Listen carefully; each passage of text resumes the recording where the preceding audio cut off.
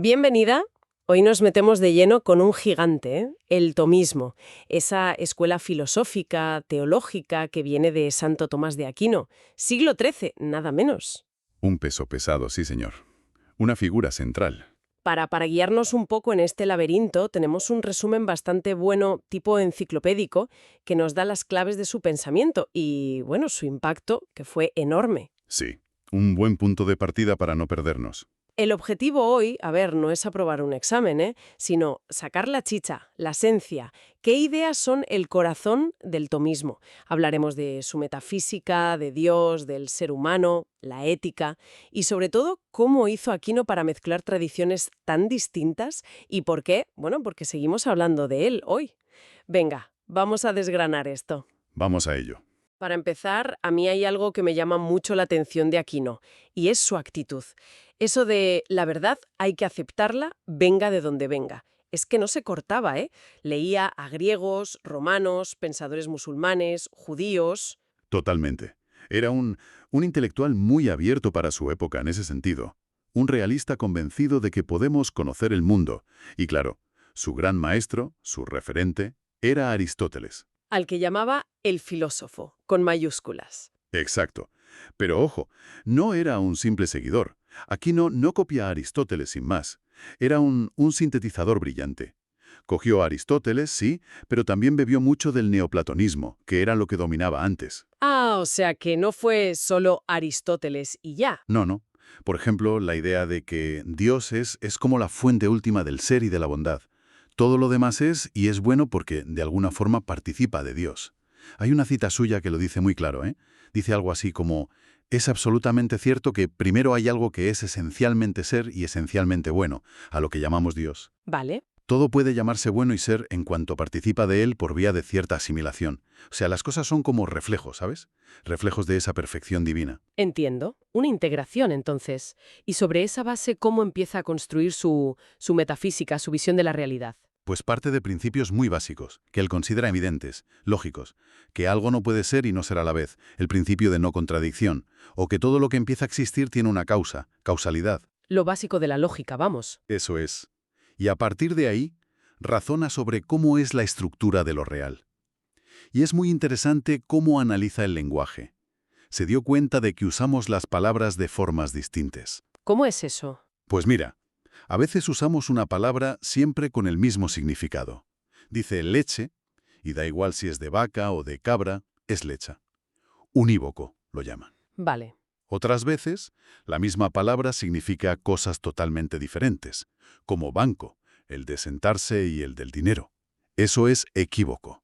Si confundes los significados, te equivocas. Claro. Pero la clave para él, sobre todo para hablar de cosas importantes como Dios, es el uso analógico. Analógico. ¿Un ejemplo? El clásico es sano. Dices, esta persona está sana y esta manzana es sana. No es exactamente lo mismo, ¿verdad? Pero hay relación. La manzana ayuda a la salud. Pues así hablamos de Dios, dice Aquino. Cuando decimos Dios es bueno y esta persona es buena, usamos bueno por analogía. Vale. No significa lo mismo, pero tampoco algo totalmente distinto. Hay una conexión. Exacto. Ni Dios es igual a nosotros, ni es tan diferente que no podamos decir nada con sentido sobre él. La analogía es el puente, es fundamental para su teología. Entendido. Lenguaje analógico. Y yendo al meollo, al ser, ¿qué es ser para Aquino? Suena súper abstracto. Lo es el núcleo duro, pero él lo explica de forma, bueno, conceptualmente clara. Ser es aquello que es. Simple. Pero aquí viene su gran aportación, diferente a Aristóteles. En todo lo que existe, distingue dos aspectos. Por un lado, ¿qué es algo? Su esencia, su naturaleza. La quiditas. La quiquidad, has dicho antes, como la definición. Sí, lo que hace que algo sea lo que es. Y por otro lado, está el hecho de que esa cosa existe de verdad. Su acto de ser, el ese. Piensa en un dragón. Podemos describir su esencia, reptil gigante que echa fuego, pero no tiene ese, no existe. Claro. En cambio, esta mesa tiene su esencia, lo que la define como mesa, y además existe, tiene ese. En todo lo creado, dice Aquino, esencia y existencia son distintas, se pueden separar al menos mentalmente. ¡Ostras! ¿Y esa distinción? ¿Por qué es tan importante? Uf, es crucial. Primero, explica por qué las cosas del mundo son contingentes, o sea, existen pero podrían no existir. Su esencia no incluye necesariamente su existencia. Y segundo, y más importante, le sirve para pensar a Dios. Solo en Dios, dirá él, esencia y existencia son lo mismo. Dios no tiene ser. Dios es ser. Ipsum esse subsistens, el ser subsistente por sí mismo. Vale, eso es potente. Luego volvemos a Dios. Has mencionado también sustancias y accidentes. Sí, es otra distinción clásica que él usa.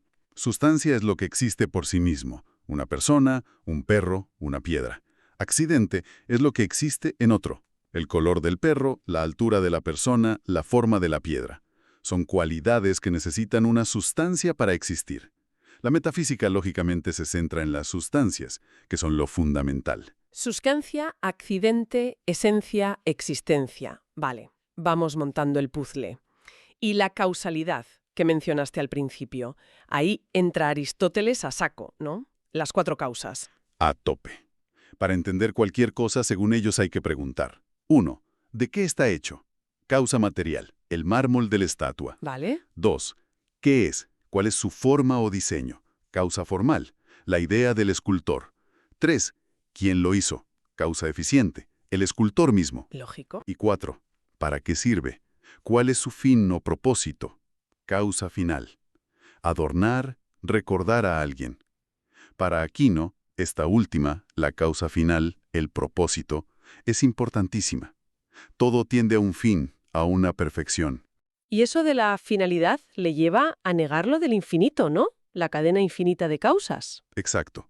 Argumenta que si hubiera infinitas causas hacia atrás, una dependiendo de la otra, nunca se llegaría a producir el efecto que vemos ahora. Es como si una cadena infinita colgara del cielo. Si no hay un primer eslabón sujeto a algo firme, todo se cae. Tiene que haber una causa primera. Que no necesita ser causada por otra. Eso es. Pero cuidado, y esto es un matiz interesante de Aquino. No dice que esa causa primera tenga que ser la primera en el tiempo. Él creía que la razón sola no podía demostrar si el mundo empezó a existir o si es eterno. Eso para él era algo que sabíamos por la fe, por la revelación. Qué curioso. O sea, la razón llega hasta un punto, pero no a todo. Y estas ideas sobre la causa son la base de sus famosas 5 vías para demostrar que Dios existe, ¿cierto? Correcto. En la Suma Teológica presenta 5 argumentos. No hace falta detallarlos todos ahora, pero la lógica es similar. Observamos algo en el mundo, que las cosas se mueven, que hay causas y efectos, que hay seres que existen pero podían no existir, que hay grados de perfección, que hay un orden, Vale. y argumentamos que todo eso necesita una explicación última, una fuente primera que ya no dependa de nada más. Y a eso, bueno, a eso le llamamos Dios. El argumento del movimiento, que necesita un motor inmóvil, el de las causas, que necesita una causa incausada, el de los seres contingentes, que necesita un ser necesario. O sea que para Aquino la razón humana sí puede llegar a saber que Dios existe. ¿Pero es suficiente la razón? Llega hasta ahí, sí, a afirmar que existe un Dios uno, perfecto, causa de todo. Pero hay verdades sobre Dios que según Tomás nos superan, la Trinidad, por ejemplo. Un solo Dios, 3 personas.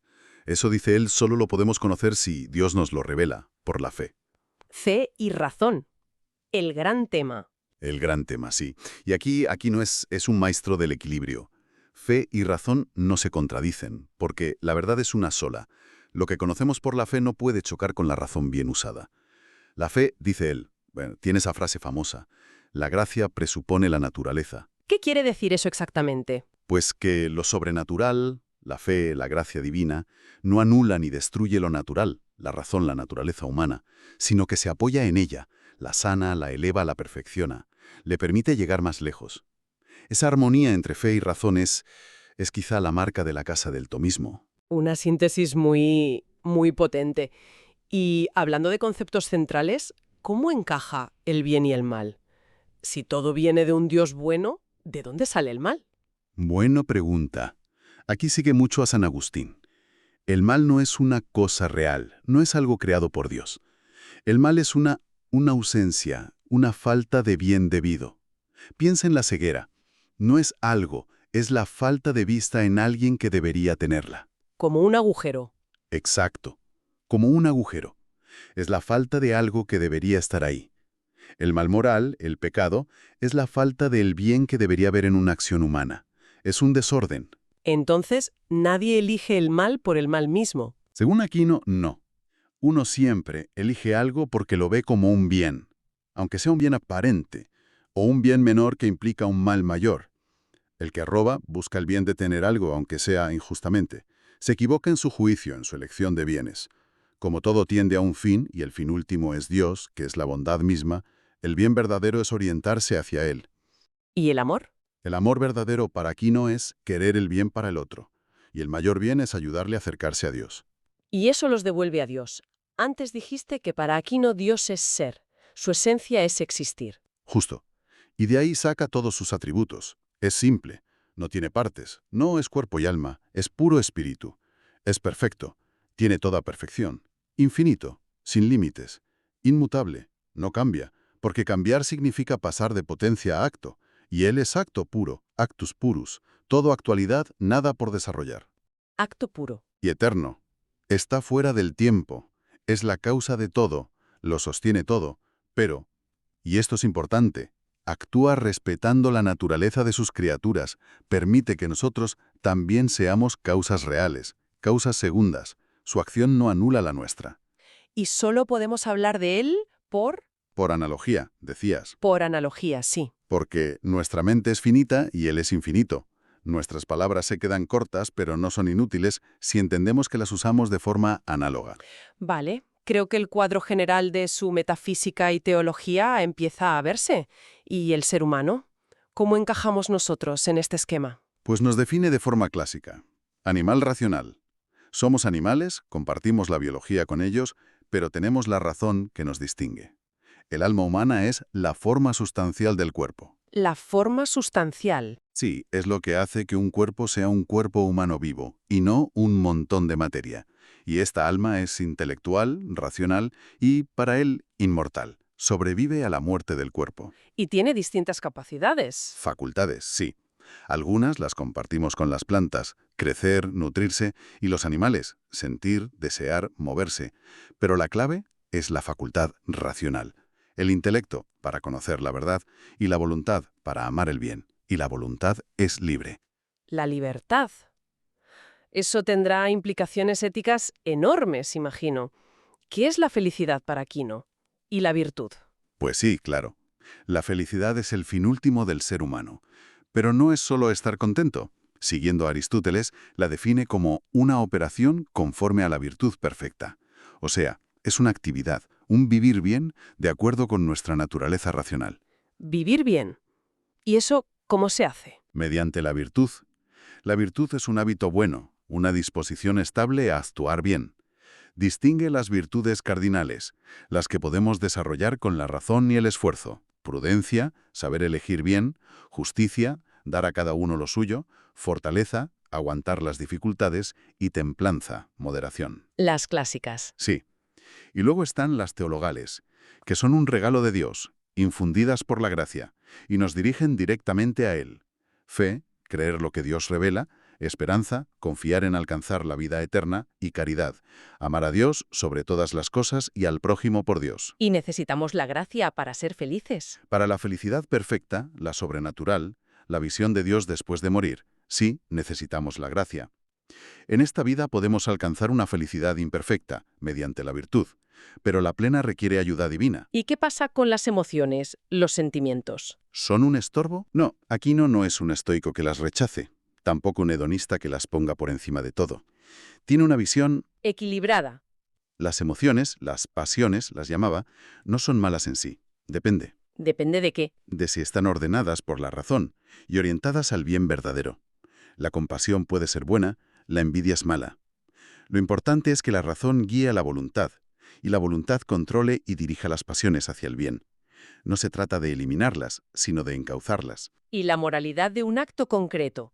¿De qué depende? De tres cosas: del acto en sí mismo, robar es malo; de las circunstancias, robar por necesidad extrema puede atenuar la culpa, aunque no lo haga bueno; y, muy importante, de la intención, ¿por qué lo haces? ¿La intención?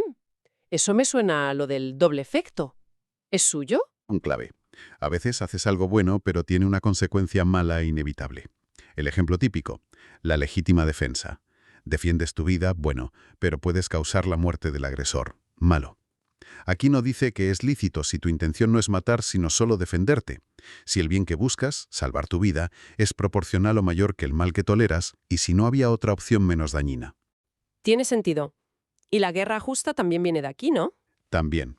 Puede condiciones estrictas, que la declare la autoridad legítima, que haya una causa justa, una agresión grave e injusta, y que se haga con recta intención, buscar la paz, no la venganza o la conquista. Vale. Principios éticos con consecuencias muy prácticas. Y supongo que esto conecta con su teoría de la ley. Claro, todo está conectado. Tiene una jerarquía de leyes muy famosa. Arriba del todo, la ley eterna. La sabiduría de Dios que gobierna todo el universo. El plan divino, digamos. Ok. Luego, la ley natural. Es nuestra participación racional en esa ley eterna. Es como una luz interior que nos permite distinguir lo bueno de lo malo fundamental. Haz el bien y evita el mal. La regla de oro, no hagas a otros, sería un principio básico de esta ley. La que todos llevamos dentro, por ser racionales. Eso es. Luego está la ley humana o positiva, las leyes concretas que hacen los estados para organizar la convivencia. Para ser justas, dice Aquino, deben derivarse de la ley natural o al menos no contradecirla. Una ley injusta no sería verdadera ley. Fuerte afirmación. Y finalmente, la ley divina, la que Dios revela directamente, como los 10 mandamientos o las enseñanzas de Cristo, para guiarnos a nuestro fin último, que es sobrenatural. Ayuda a la ley natural y la completa. Muy ordenado todo, pero si Dios lo dirige todo con su ley eterna y su providencia, ¿dónde queda la libertad humana, el libre albedrío? Aquí no veía contradicción ahí. Es un tema complejo, ¿eh? Pero su idea básica es que Dios es la causa primera de todo, incluso de nuestros actos libres. Pero Él nos mueve respetando nuestra naturaleza. Mueve las causas necesarias de forma necesaria, y las causas libres, nosotros, de forma libre. ¿Cómo? Es como si Dios diera el impulso para que la voluntad actúe, pero nos dejara a nosotros elegir el objeto concreto. Su providencia no anula la libertad, sino que la hace posible y la dirige suavemente hacia sus fines. Hubo debates tremendos sobre esto después, sobre cómo funciona exactamente esa interacción entre gracia y libertad, pero él defendía la compatibilidad. Vale, nos queda una pieza del puzzle importante, el conocimiento. Si somos animales racionales, ¿cómo conocemos? ¿Cómo funciona esa razón? Su punto de partida es muy de tocar tierra, aristotélico total. Nada hay en el intelecto que no haya estado antes en los sentidos. Todo empieza por la experiencia. Todo. Vemos, oímos, tocamos. Los sentidos captan objetos concretos. Esta manzana roja aquí delante. La imaginación crea una imagen sensible de esa manzana, lo que él llama un fantasma. ¿Un fantasma? Sí, es el término técnico. Es la imagen sensible particular. Y ahora viene el paso clave. Nuestro intelecto agente, como una luz, ilumina ese fantasma y abstrae la esencia universal. Saca la idea de manzana y la idea de rojo de esa imagen concreta. Pasa de lo particular a lo universal. Exacto. Así formamos los conceptos universales. Por eso dice que el alma no entiende nada sin un fantasma. Necesitamos esa base sensible para poder pensar.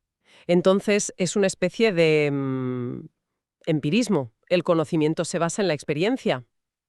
¿Y qué es la verdad para él? La verdad es la correspondencia o adecuación entre lo que piensa nuestro intelecto y la realidad.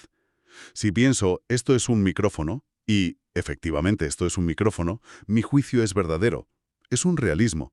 Creemos que podemos conocer las cosas como son en sí mismas. ¿Y el error? El error no está en los sentidos.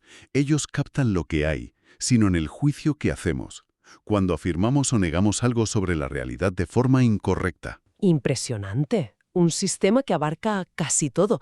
¿Y qué tal le fue? ¿Le aplaudieron desde el principio? ¿Qué va? Tuvo sus problemas.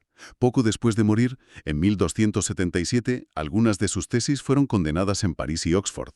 Había tensión entre su orden, los dominicos, y los franciscanos, que seguían una línea más agustiniana, más neoplatónica. Vaya. Pero bueno, poco a poco, sobre todo porque los dominicos lo adoptaron como doctor oficial, su pensamiento se fue imponiendo y se convirtió en la referencia de la escolástica. Tuvo un momento de oro en el siglo XVI en España, con la Escuela de Salamanca, Vitoria, Soto. que aplicaron sus ideas a temas nuevos como el derecho de gentes o la economía. ¿Y luego? Un bajón. Sí, con la filosofía moderna, Descartes, Kant, que cuestionaban cosas que para aquí no eran básicas, como la confianza en los sentidos o la metafísica clásica, pues el tomismo perdió protagonismo. Pero a finales del XIX resurgió. El Papa León XIII le dio un impulso enorme con la encíclica Aeterni Patris. Nació el neotomismo. El neotomismo. Sí, figuras como Garrigou Lagrange. Fue muy dominante en la Iglesia hasta el Concilio Vaticano II. Después, la filosofía católica se abrió más a otras corrientes. Pero el tomismo no desapareció, ¿eh? Sigue siendo una escuela filosófica y teológica muy viva. Y como toda tradición larga y rica, me imagino que no será un bloque uniforme. Habrá escuelas, interpretaciones distintas. Claro, claro. Hay muchas corrientes dentro del tomismo actual. Por simplificar muchísimo, están los llamados neoescolásticos, que son muy fieles a los textos medievales y a los grandes comentadores, y a menudo críticos con la modernidad. ¿Los más ortodoxos? Podría decirse. Luego están los existenciales como Etienne Gilson o Jacques Maritain, que quizá ponen más énfasis en la existencia concreta, en la experiencia del ser, y buscan un diálogo con la filosofía contemporánea. Hay una escuela, la de River Forrest o Laval, que insiste mucho en las bases aristotélicas y en la importancia de las ciencias naturales como punto de partida para la filosofía. Interesante. También están los trascendentales, que intentaron un diálogo muy a fondo con Kant y la filosofía moderna centrada en el sujeto. Gente como Mareschal, Rachner, Lonergan, aunque a veces se les critica por alejarse demasiado de Aquino. En Polonia surgió la Escuela de Lublin, que combinó tomismo con fenomenología, muy centrada en la persona y la ética. Wojtyła, el futuro Juan Pablo II, salió de ahí. ¡Anda! Y más recientemente, el tomismo analítico, que utiliza las herramientas lógicas y el estilo de la filosofía analítica anglosajona para discutir temas tomistas. Gente como Anscombe, Geach, Haldane. O sea que hay variedad y debate. Vaya panorama. Entonces, si tuviéramos que destilar la esencia de todo esto, ¿con qué nos quedamos del tomismo? ¿Cuál sería el titular? Difícil titular para algo tan vasto. Pero yo diría que es un intento monumental de síntesis, de armonizar fe y razón, de construir sobre Aristóteles, pero yendo más allá, con aportaciones originales clave, como esa distinción entre esencia y acto de ser, el ese, y a partir de ahí desarrollar una visión coherente de Dios, del mundo, del hombre, de la ética, del conocimiento, un sistema que busca entender la totalidad de lo real. Una visión integral. Eso es. Y quizá para dejar una reflexión final. El método de Aquino fue mirar a su alrededor, coger lo bueno de todas partes, Aristóteles, neoplatónicos, pensadores judíos, musulmanes, integrarlo críticamente, siempre partiendo de la experiencia. Sí. Si aplicáramos ese mismo espíritu hoy, ¿cómo dialogaría el tomismo con nuestros desafíos?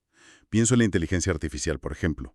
¿Qué nos diría su visión del alma, del conocimiento, de la finalidad, ante máquinas que parecen pensar o tener propósitos? O la cosmología actual, con sus descubrimientos sobre el universo, ¿cómo encajarían en su metafísica?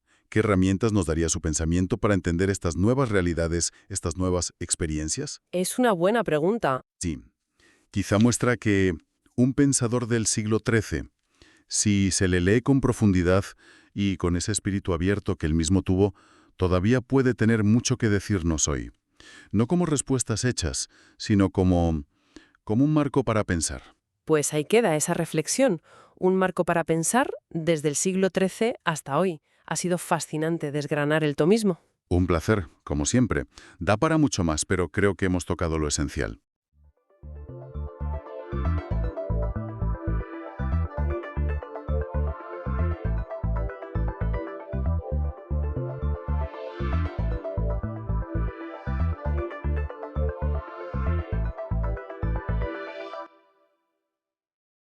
Bienvenida o bienvenido a esta exploración detallada. Hoy nos metemos de lleno en una obra que, redefine la palabra colosal, La presa de las tres gargantas en China. Tenemos sobre la mesa una visión general muy completa que nos va a permitir entender este gigante de la ingeniería. Vamos a hablar de su tamaño, que es casi inconcebible, de por qué se construyó, de su capacidad para generar electricidad, a lo bestia, vamos, pero también, claro, de las cicatrices que ha dejado en el paisaje y en la sociedad. La idea es obtener una imagen clara de esta estructura que domina el río Yangtze. Entramos en materia. Venga, vamos a desgranar esto. Eso es. Analizaremos esa tensión constante en proyectos así, ¿no? La búsqueda de energía, seguridad frente a inundaciones, mejores rutas comerciales. Y por otro lado, los costes ambientales, el desplazamiento de gente, la pérdida cultural. Es un espejo, la verdad fascinante, de las ambiciones y los dilemas del desarrollo a gran escala. Pues empecemos por ponerle números a este monstruo, porque las cifras son mareantes. Hablamos de una presa de gravedad. ¿Eso qué significa exactamente? Pues, básicamente, que se sostiene por su propio peso. Que es descomunal, claro. Es una muralla de hormigón y acero de 2.335 metros de largo, más de 2 kilómetros, y 181 metros de alto, desde la roca base. Para visualizarlo, piensa que solo el acero utilizado, daría para levantar 63 torres Eiffel. 63 torres Eiffel. Madre mía, eso ya te da una idea de la escala, sí. ¿Y su construcción? ¿Fue rápida? Que va, que va. Fue un proyecto larguísimo. Arrancó oficialmente en 1994, aunque la idea venía de mucho antes, claro. El cuerpo principal estuvo listo en 2006, pero la central eléctrica no funcionó a pleno rendimiento hasta 2012, y el toque final, un increíble elevador de barcos, se completó en 2015. Una obra de décadas, vamos. ¿Y en cuanto a la inversión? ¿Se sabe cuánto costó? ¿Y si se ha recuperado? Porque imagino que barato no fue. No, nada barato. La estimación inicial era de unos 180.000 millones de yuanes, que al cambio de entonces eran unos 22.500 millones de dólares. Una cifra astronómica. Hay un dato interesante en las fuentes. Se calculó que la presa se pagaría a sí misma, digamos, cuando generase 1.000 teravatios hora de electricidad. ¿Teravatios hora? 1000 teravatios. Una barbaridad. ¿Y se llegó a eso? Pues parece que sí, que su umbral se cruzó a finales de 2013. Así que en términos puramente energéticos, la inversión se recuperó relativamente pronto. Recuperado en menos de 20 años desde el inicio. Impresionante. Pero, ¿cuáles serán los grandes motores detrás de esta obra faraónica? Has mencionado energía, inundaciones. Exacto. Eran 3 objetivos principales. Primero, domar el Yangtze. Este río es fuente de vida, sí, pero también de destrucción por sus inundaciones cíclicas, terribles a veces. La presa pretendía proteger a millones de personas y ciudades enormes río abajo, como Wuhan o Nanjing. La meta era pasar de inundaciones graves cada 10 años a, idealmente, cada 100 años, gracias a su capacidad para almacenar 22 kilómetros cúbicos de agua. Imagínate. Se recuerda mucho la inundación de 1954, con decenas de miles de muertos, como el tipo de catástrofe que se quería evitar. Entendido, la seguridad ante todo, claro. Y luego, la energía, que ya hemos visto que era clave para la rentabilidad. Absolutamente. Es la central hidroeléctrica más potente del mundo. Tiene 22.500 megavatios instalados. Para que nos hagamos una idea, eso es bastante más que la famosa presa de Itaipú, en la frontera entre Brasil y Paraguay. Sí, la conozco. Es una auténtica bestia energética, entonces. ¿Totalmente? ¿Y cómo se genera tanta potencia? Pues con 32 turbinas principales enormes, cada una capaz de generar 700 megavatios. Y luego hay otras 2 más pequeñas, de 50 megavatios, para el consumo interno de la presa, digamos. Son turbinas tipo Francis, un diseño súper eficiente que, usa la presión del agua para girar a velocidades enormes. Y son gigantescas, ¿eh? Cada una mide unos 10 metros de diámetro. ¿10 metros de diámetro? Sí. Imagina una rueda de agua como un edificio de 3 plantas, pero de altísima tecnología. Girando. Es difícil de visualizar. ¿Y cuánta electricidad produce realmente al año? A ver, la media ronda los 95 teravatios, aunque depende mucho de las lluvias, claro, del monzón. Pero en 2020, que fue un año de monzones muy fuertes, batió el récord mundial de producción anual para una sola central hidroeléctrica, casi 112 teravatios. 112 teravatios. Eso es una barbaridad. Para comparar, es, más de 20 veces lo que genera la presa Hoover en Estados Unidos. Mucho más, sí. Y supongo que toda esa energía limpia se distribuye por China. Aquí es donde se pone realmente interesante cómo una sola estructura puede impactar la red eléctrica de un país tan grande. Exacto. Alimenta a 9 provincias y 2 ciudades enormes, a través de una red complejísima de líneas de alta tensión, usando tanto corriente continua como alterna para minimizar pérdidas en largas distancias. Es un nodo crucial en el sistema energético chino. Vale. Y quedaba un tercer objetivo: facilitar que los barcos naveguen por el río. Sí, mejorar la navegación era fundamental. La zona de las Tres Gargantas era, bueno, peligrosa y difícil para los barcos. La presa, al crear un embalse largo y profundo y al facilitar el paso, buscaba multiplicar por 10 el tráfico de mercancías, pasar de 10 a 100 millones de toneladas anuales y, de paso, abaratar los costes de transporte entre un 30 y un 37%. O sea, convertir el río en una autopista fluvial más eficiente y segura. Esa era la idea, sí. Vale. Tenemos energía, control de inundaciones y una autopista fluvial. Pero claro, has construido un muro de 181 metros en medio del río. ¿Cómo hacen los barcos para pasar de un lado a otro? Me suena que hay como dos sistemas. Correcto. El sistema principal son unas esclusas dobles, como dos escaleras de agua paralelas, una para subir y otra para bajar. Cada escalera tiene 5 peldaños, o cámaras, digamos. Un barco entra en la primera cámara, se cierra la puerta, se llena de agua hasta el nivel de la siguiente, pasa a la segunda, y así 5 veces. Entiendo. ¿Y cuánto tarda esa escalera? Pues el proceso completo dura unas 4 horas. Pueden pasar barcos bastante grandes, de hasta 10.000 toneladas, y están funcionando a pleno rendimiento. En 2022 superaron los 159 millones de toneladas de carga, mucho más de lo previsto inicialmente. 4 horas. No está mal, pero si tienes prisa, había una opción express, el famoso elevador de barcos. Exacto, esa es la joya tecnológica de la presa. Es, bueno, un ascensor gigantesco. Mete al barco en una especie de bañera enorme, una cámara llena de agua, y lo sube o baja los 113 metros de desnivel de una vez. 113 metros de golpe. Sí, es para barcos más pequeños, eso sí, de hasta 3.000 toneladas. Pero el tránsito completo se hace en unos 30-40 minutos. El movimiento vertical en sí es rapidísimo, entre 8 y 21 minutos, según algunas fuentes. Increíble. Fue un reto de ingeniería brutal, sobre todo porque el nivel del agua varía mucho a ambos lados de la presa, ¿sabes? Hay que compensar eso. Un ascensor para barcos de 3.000 toneladas suena a ciencia ficción, la verdad. Bien, parece que los objetivos técnicos y económicos se han cumplido o incluso superado en algunos casos, pero una transformación tan radical del entorno no puede ser inocua. Hablemos de la otra cara de la moneda, el impacto ambiental. Seguro que aquí la cosa se complica. Flujo natural de sedimentos del río. El Yangtze arrastra muchísimo limo, muchísima tierra. La presa frena el agua, y gran parte de ese sedimento se queda atrapado en el fondo del embalse. No sigue río abajo como antes. Entiendo.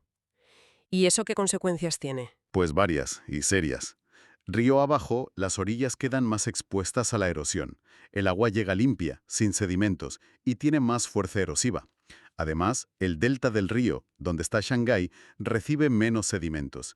Y eso, a largo plazo, podría aumentar su hundimiento. Ah, claro. Y dentro del embalse, esa acumulación de lodo en el fondo afecta a la vida acuática, cambia todo el lecho del río. Tiene sentido. Y relacionado con la erosión, he leído sobre problemas de deslizamientos de tierra, ¿es cierto? Sí, es otro efecto secundario importante. Al subir y bajar el nivel del agua del embalse, las laderas de las montañas se vuelven inestables. Ha habido bastantes deslizamientos, algunos importantes, que han vertido miles de metros cúbicos de tierra al agua. En los primeros meses de 2010, por ejemplo, se contaron casi 100 deslizamientos significativos. Es un riesgo constante en la zona. Agua más lenta, sedimentos atrapados, laderas inestables y la calidad del propio agua empeoró. Es un punto complejo, la verdad. Por un lado, el agua más estancada puede concentrar contaminantes que antes se diluían y viajaban más rápido hacia el mar.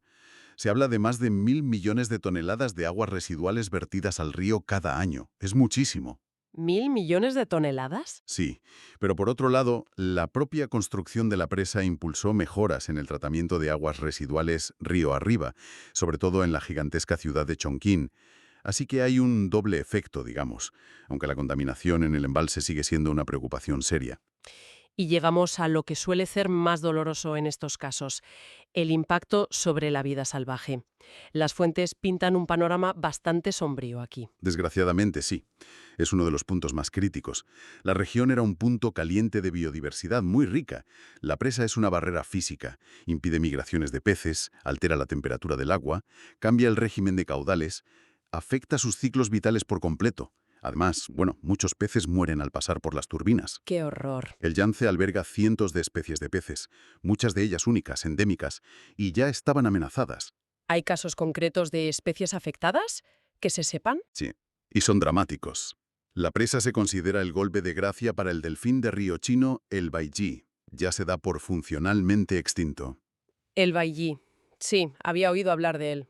Y en 2022 se declaró oficialmente extinto el pez espátula chino, un gigante prehistórico. Su último avistamiento fue justo cuando la presa empezaba a llenarse. Es terrible.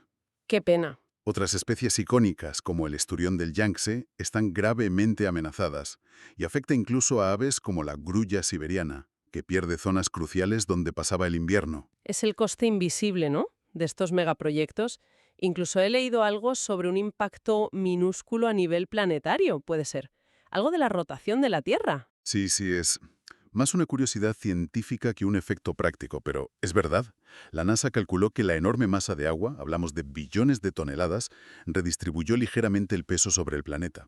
Y eso, en teoría, alargó la duración del día en 0,06 microsegundos. Y hizo la Tierra una pizca más redonda en el ecuador. Imperceptible. Totalmente. También hay estudios que sugieren que esos cambios de peso podrían influir mínimamente en la actividad sísmica local, pero son efectos muy, muy pequeños. Fascinante, aunque anecdótico, como dices. Pero si el coste ambiental fue alto, el coste humano directo, el de la gente que vivía allí, tuvo que ser enorme también. Hablamos de millones de personas desplazadas, ¿no? Sí, las cifras bailan un poco según la fuente, pero el consenso está entre 1,13 y 1,4 millones de personas reubicadas forzosamente. Es uno de los mayores desplazamientos de población de la historia asociados a un proyecto de infraestructura. ¿Cuánta gente es eso? ¿Pueblos enteros? Pues sí, 13 ciudades enteras, 140 pueblos, más de 1.350.000 aldeas, quedaron total o parcialmente bajo las aguas del embalse. Un éxodo masivo. ¿Cómo se justificó eso? ¿Y qué pasó con esa gente? A ver, la justificación oficial fue que era un sacrificio necesario para proteger a muchas más personas de las inundaciones río abajo. El bien mayor, digamos. Sin embargo, la realidad para muchos de los desplazados fue muy dura. Perdieron sus tierras, sus trabajos tradicionales, agricultura, pesca, y sobre todo la gente mayor tuvo enormes dificultades para adaptarse a nuevos entornos y empleos. Hay informes sobre problemas sociales y económicos persistentes en las comunidades reasentadas. Casas y las vidas, se hundió también la historia, el patrimonio cultural de la zona. Exacto. El área inundada era riquísima en yacimientos arqueológicos y sitios históricos milenarios. Se hizo un esfuerzo titánico de arqueología de rescate antes de llenar el embalse, eso es cierto. Se excavaron cientos de lugares, se recuperaron miles de objetos que hoy están en museos, como el impresionante Museo de las Tres Gargantas en Chongqing.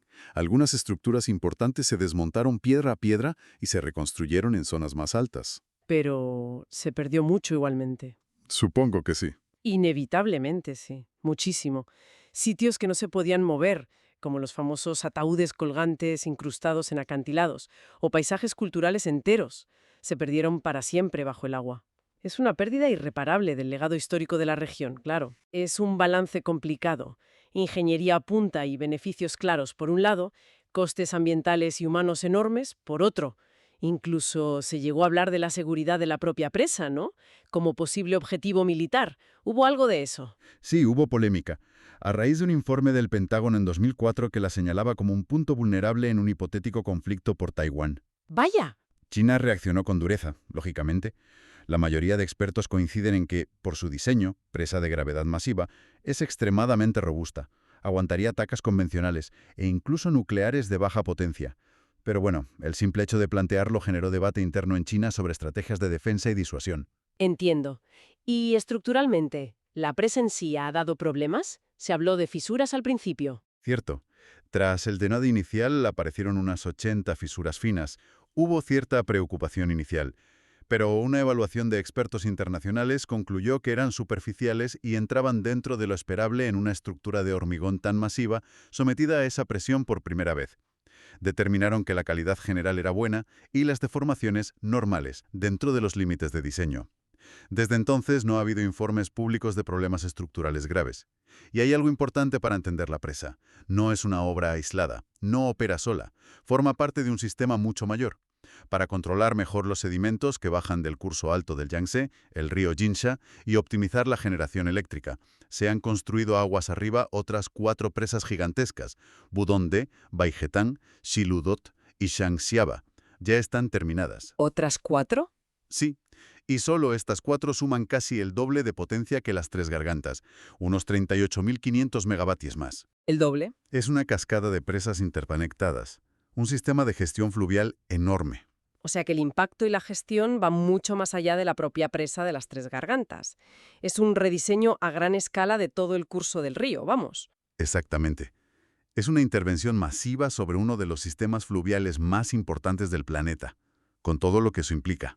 Entonces, recapitulando un poco, tenemos una proeza de la ingeniería, sin duda, ha cumplido sus metas energéticas, de control de riadas, de navegación, un símbolo de poderío tecnológico y desarrollo para China, fuente de orgullo nacional. Sin duda, ha sido eso. Pero al mismo tiempo, las fuentes nos muestran la otra cara de la moneda. Un ecosistema fluvial alterado para siempre, especies extintas o al borde, millones de desplazados con futuros inciertos, y un patrimonio cultural irreemplazable ahogado bajo el agua. Es el dilema clásico de los megaproyectos llevado a su máxima expresión, yo creo. Lo realmente interesante ahora es ver cómo evolucionan esos impactos a largo plazo, cómo se adaptan el río y la sociedad a esta nueva realidad. Nos deja con una pregunta flotando en el aire, ¿verdad? Cuando intervenimos de forma tan drástica en la naturaleza y en la vida de la gente, ¿cómo medimos realmente el éxito con el paso de las décadas? ¿Es suficiente mirar la producción de megavatios o las toneladas transportadas? ¿O debemos encontrar formas más complejas, más holísticas, de evaluar estas transformaciones profundas, con todas sus luces y todas sus sombras? Ahí queda la reflexión para darle una vuelta. Gracias por acompañarnos en este análisis en profundidad. Hasta la próxima.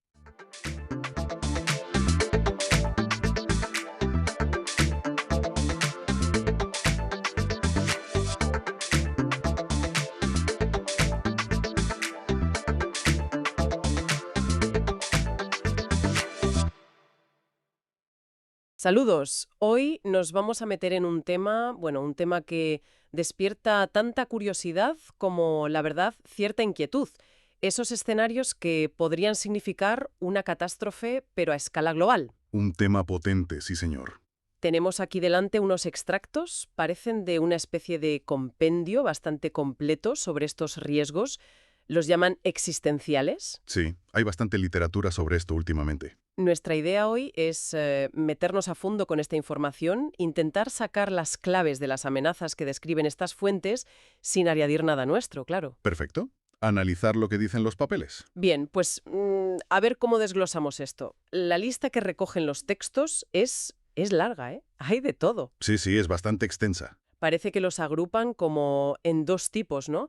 Las catástrofes que podemos liar nosotros, los humanos, y las que vienen de la naturaleza. Eso es, antropogénicas y naturales, básicamente.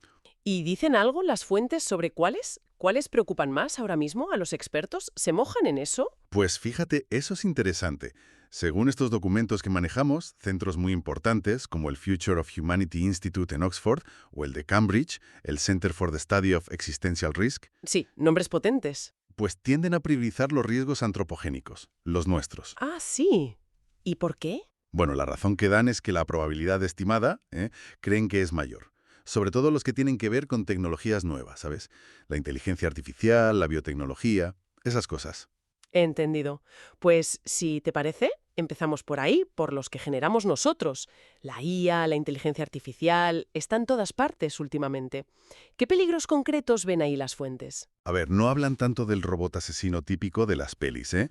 Lo que describen, y bueno, citan a gente como Nick Bostrom, que habla del problema del control. Sí, me suena. Es más bien la posibilidad de que creemos una superinteligencia, una IA tan avanzada, que sus objetivos, aunque no sean malos en sí mismos, pues podrían llevarnos por delante casi sin darse cuenta. O sea, que tome decisiones que no esperamos, o... O que simplemente compita con nosotros por los recursos, pero de una forma tan brutalmente eficiente que nos deje, pues eso, fuera de juego. Entiendo.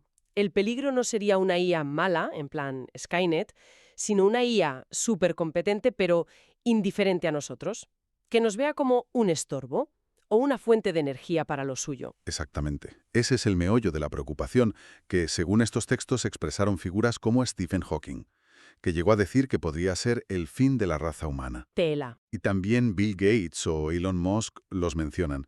Ya en 2009, fíjate, hubo un debate en la Asociación para el Avance de la Inteligencia Artificial, la AAI, Sí. sobre esto, sobre cuánta autonomía darles a las máquinas. Y señalaron algo curioso, que ya hay robots con cierta semiautonomía, para buscar energía, por ejemplo, o incluso para elegir blancos militares. Y mencionan también algo de inteligencia de cucaracha en virus informáticos. ¿Qué es eso exactamente? Sí, es una forma un poco gráfica de llamar lo que usan en las fuentes. No es que los virus piensen, claro. Claro, ¿no? Se refieren a que algunos tienen comportamientos de supervivencia muy básicos, pero efectivos. Se esconden, mutan para que no los pillen los antivirus, como una cucaracha que busca la oscuridad, ¿sabes? Un instinto digital de supervivencia. Ya, ya. Y avisan que aunque la conciencia artificial tipo ciencia ficción parece poco probable a corto plazo, según ellos, estos otros riesgos, los de control, los de competencia, esos sí son más tangibles. Entiendo la lógica, sí. Y... ¿se atreven a ponerle cifras a esta probabilidad? Suena muy difícil de calcular, ¿no? Lo intentan, sí, pero con muchísimas pinzas, claro. Los textos citan encuestas a expertos en IA. Una daba un 5% de probabilidad de que una IA de nivel humano tuviera un efecto extremadamente malo a largo plazo. Incluyendo la extinción. Incluyendo la extinción, sí.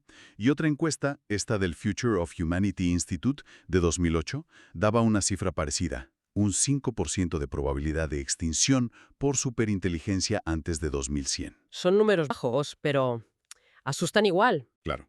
Pero como advierte un tal Eliezer Yudkowsky, que también citan, es un riesgo muy complicado de medir, porque tendemos a pensar en la IA como si fuera humana, con nuestros sesgos. El sesgo antropomórfico, lo llaman. Ya. Y podríamos estar subestimando muchísimo lo diferente y lo potente que podría llegar a ser. Vale. La IA da que pensar, desde luego. Pero mencionan otro campo tecnológico con preocupación. La biotecnología. ¿Qué riesgos ven ahí?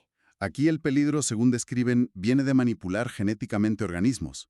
Hablan de virus, bacterias, hongos, modificarlos para que se conviertan en patógenos muy peligrosos. Para nosotros. Para nosotros, para el ganado, para los cultivos que comemos. Y el riesgo no es solo el bioterrorismo o una guerra biológica, que también los mencionan. Sino accidentes, quizás. Eso es. Una liberación accidental de un laboratorio, o incluso crear organismos que, sin ser malos directamente, pues alteren los ecosistemas de forma brutal.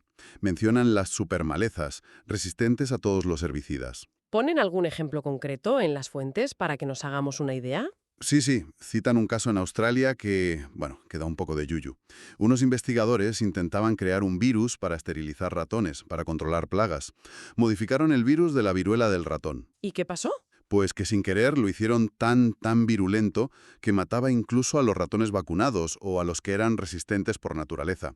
Un ejemplo claro de consecuencia imprevista. Madre mía. Y hay otra advertencia más nueva que recogen los textos, de finales de 2024, sobre algo que llaman vida especular. Vida especular. ¿Suena a ciencia ficción total? ¿Qué es eso? Suena raro, sí. Se refiere a crear organismos cuyas moléculas básicas, como los aminoácidos o los azúcares, sean imágenes en espejo de las nuestras, como tu mano derecha y tu mano izquierda. Vale. ¿Y por qué eso sería peligroso? No lo pillo. Porque si un bicho de esos se escapara al medio ambiente, sería invisible para los depredadores y los microbios que existen ahora. Nuestras defensas, nuestras enzimas, no reconocerían esas moléculas en espejo. Ah. Competirían con la vida normal por la comida, por los nutrientes, pero sin que nada pudiera controlarlos. Y lo que subrayan las fuentes es que, a diferencia de una bomba nuclear, que es difícil de hacer y se nota, Claro. estos patógenos biológicos son relativamente fáciles de producir en masa.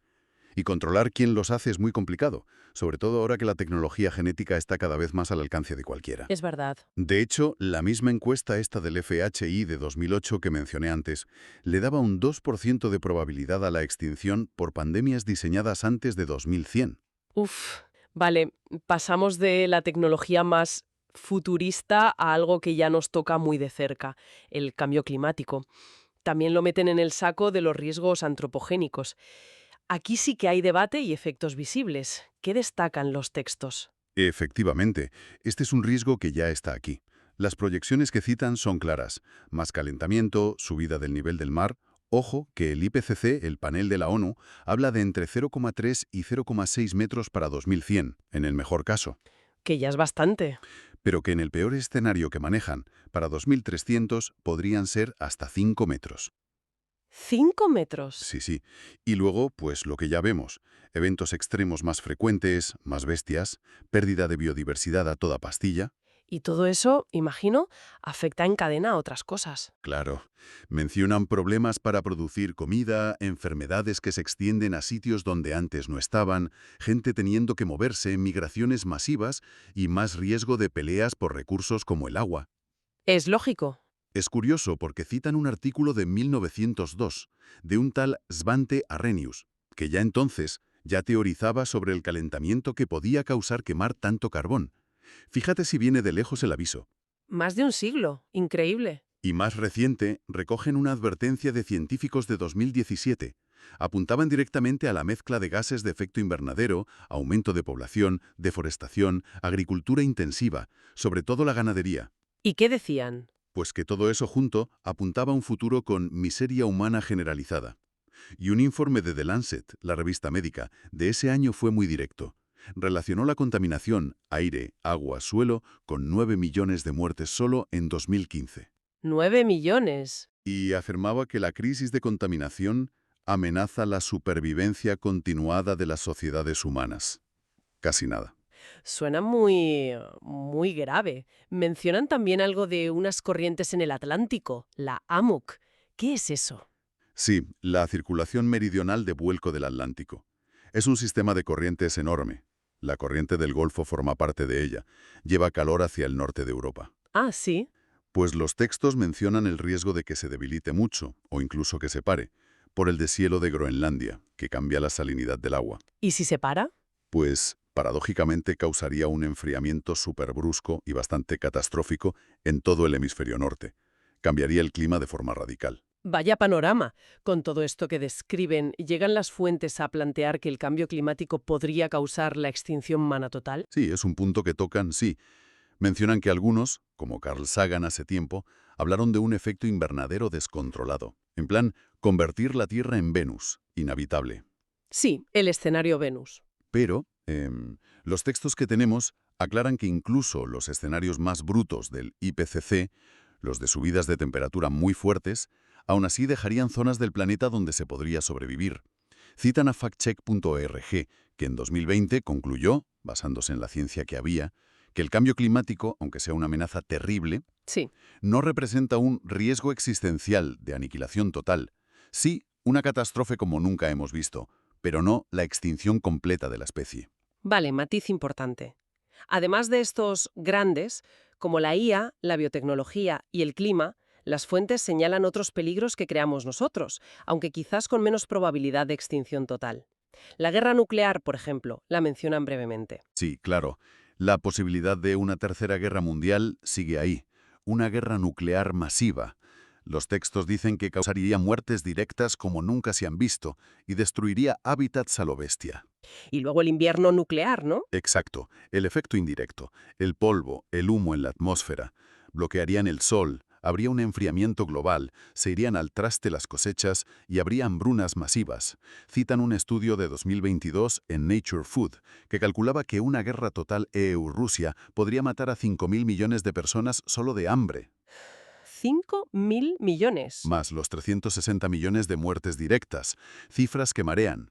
Pero, a pesar de esto, los expertos que citan las fuentes creen que la probabilidad de extinción completa por guerra nuclear es baja. Un colapso de la civilización, sí, pero no desaparecer del todo.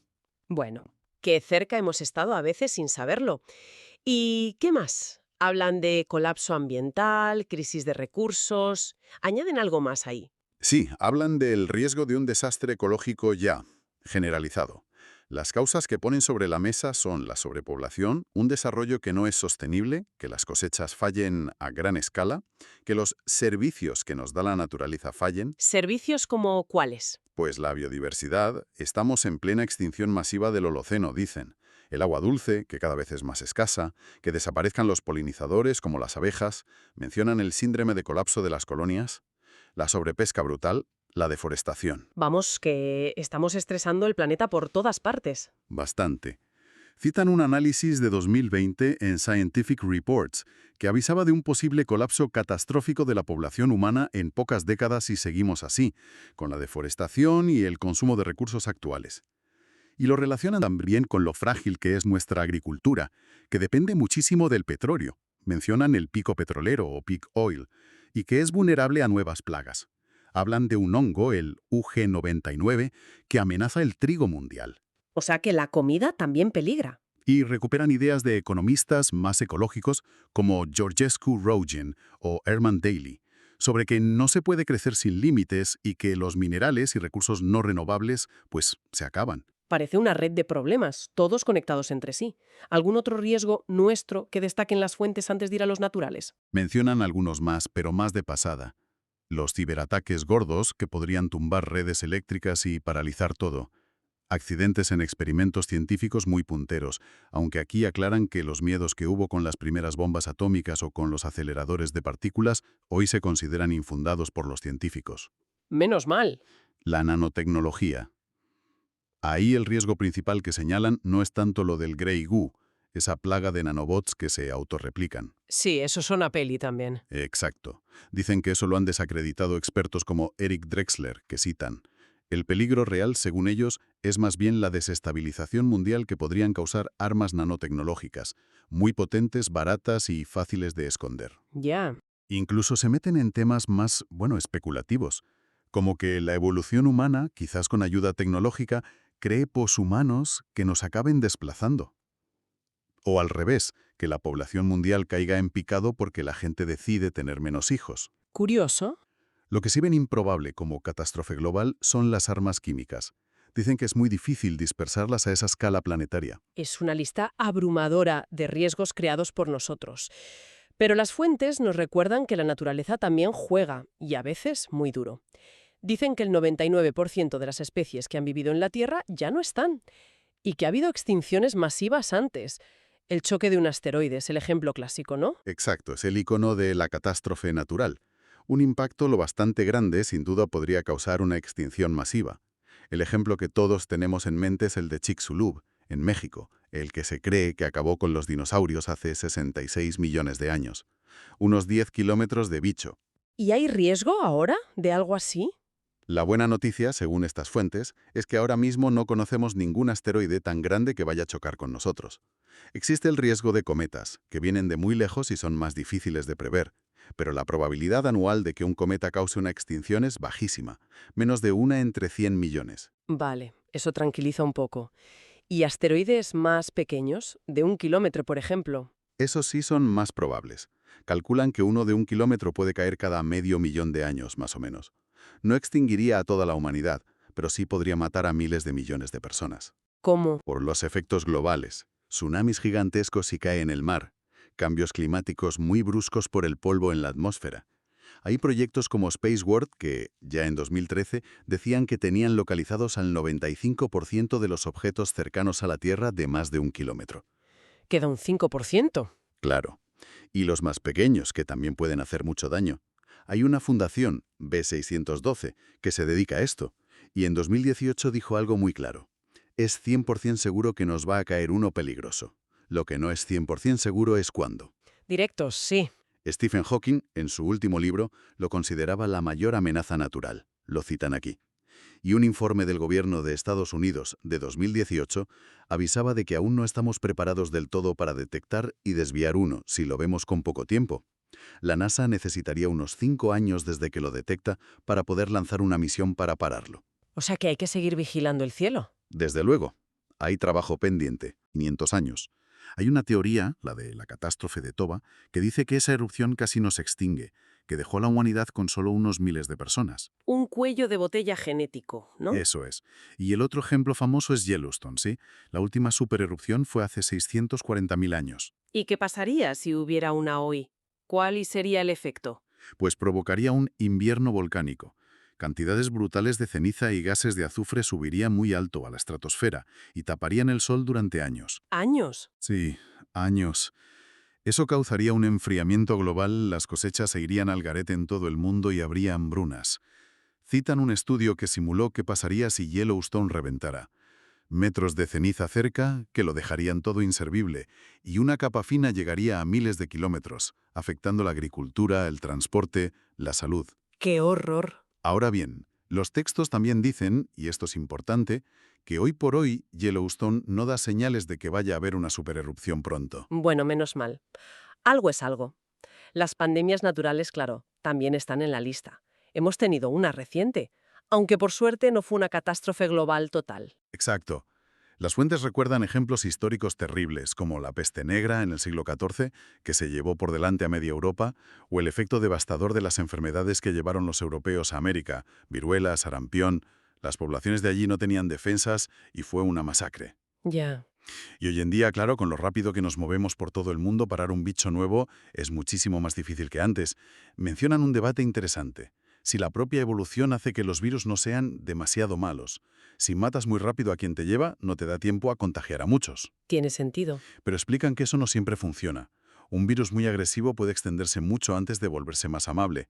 Y sobre todo, si el virus salta de un animal a un humano, una zoonosis, no tiene esa presión para cuidar al humano, porque él vive normalmente en otra especie. Claro, le da igual. Eso sí, las fuentes insisten mucho en separar estas pandemias naturales de las que podrían diseñarse en un laboratorio, que como dijimos antes, las ven como un riesgo distinto y quizá mayor. Entendido. ¿Y mencionan algún otro riesgo natural más, aunque sea de pasada? Porque parece que el universo tiene muchas maneras de complicarnos la vida. Pues sí, la lista sigue y abarca escalas de tiempo enormes. Mencionan el cambio climático natural, las glaciaciones, los periodos cálidos, aunque dicen, irónicamente, que la próxima glaciación, que nos tocaría en unos miles de años, parece que la hemos cancelado nosotros con tanto gas de efecto invernadero. Vaya. Hablan de colisiones planetarias. Citan una simulación que daba un 1% de probabilidad de que la órbita de Mercurio se vuelva loca en los próximos miles de millones de años y acabe chocando con la Tierra o Venus. Un 1%. No parece tanto a escala cósmica. Bueno, es a muy largo plazo. También los objetos que vienen de fuera del sistema solar como Oumuamua, que son muy difíciles de ver hasta que están cerca. Los estallidos de rayos gamma, de supernovas o choques de estrellas de neutrones. Se cree que pudieron causar extinciones en el pasado, pero la probabilidad de que nos pille uno pronto es bajísima. ¿Algo más? Cambios en nuestro Sol, llamaradas solares gigantes que podrían freír toda nuestra tecnología.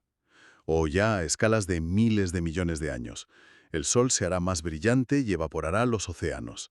Y al final se convertirá en gigante roja y probablemente se tragará la Tierra. Escenarios ya cósmicos totales. Totalmente. Llegan a mencionar cosas de física teórica como el colapso del falso vacío si nuestro universo no está en el estado de mínima energía, o los finales posibles del universo, la muerte térmica, el Big Rip, y hasta la invasión extraterrestre, que dicen que es posible técnicamente, pero muy, muy improbable con lo que sabemos ahora. Eso. Es mucho para procesar. Después de todo este repaso a amenazas humanas y naturales que describen las fuentes, ¿cómo unimos todo esto? ¿Qué visión general nos dejan? Pues si intentamos ver el cuadro completo que pintan estos textos, lo que más llama la atención es esa prioridad que le dan los expertos que citan a los riesgos que estamos creando nosotros, sobre todo los tecnológicos. Sí, eso ha quedado claro. Pero no son cosas aisladas, se ve una red de conexiones muy clara, ¿no? El cambio climático empeora la falta de recursos, puede crear conflictos, el desarrollo de la IA o la biotecnología, aunque tenga cosas buenas, pues abre puertas a peligros nuevos o hace más grandes los que ya había. Todo está conectado. Exacto. Y entender estos escenarios, incluso los que parecen muy poco probables como un superasteroide o un supervolcán, pues ayuda a entender por qué se investigan estas cosas y por qué se proponen medidas que también mencionan los textos, como vigilar asteroides, poner normas de seguridad en laboratorios o intentar acordar políticas sobre el clima. Que no es alarmismo gratuito, sino intentar prevenir. Eso es gestión de riesgos a largo plazo, basada en la información que recogen estas fuentes que hemos visto. Vale, pues resumiendo un poco, hemos repasado un montón de escenarios catastróficos, la verdad es que bastante inquietantes, que describen estas fuentes, desde los naturales de toda la vida, como asteroides o volcanes, hasta los que hemos añadido nosotros. La IA, que se nos puede ir de las manos, la biotecnología, el cambio climático, la guerra nuclear. Una lista larga, sí. Y parece que la opinión general de los expertos que citan es que estos últimos, los nuestros, los humanos, son ahora los más probables o los que tienen más capacidad de liar la parda en el futuro cercano. Y eso si nos quedamos solo con la información que hemos manejado hoy. Nos deja una reflexión importante ahí, flotando, ¿no? A ver, Si resulta que las fuentes sugieren que nosotros los humanos nos hemos convertido en el principal motor de riesgo catastrófico global, incluso por encima de la naturaleza, ¿qué nivel de responsabilidad, de cuidado, quizá de humildad necesitamos para manejar la tecnología y nuestro impacto en el planeta de ahora en adelante? es una pregunta que los textos no responden, claro, pero que sin duda te dejan ahí para darle una vuelta. Una pregunta fundamental, desde luego. Pues muchísimas gracias por acompañarnos en esta inmersión profunda y a veces un poco vertiginosa en los escenarios de catástrofe global tal como los presentan las fuentes que hemos consultado hoy.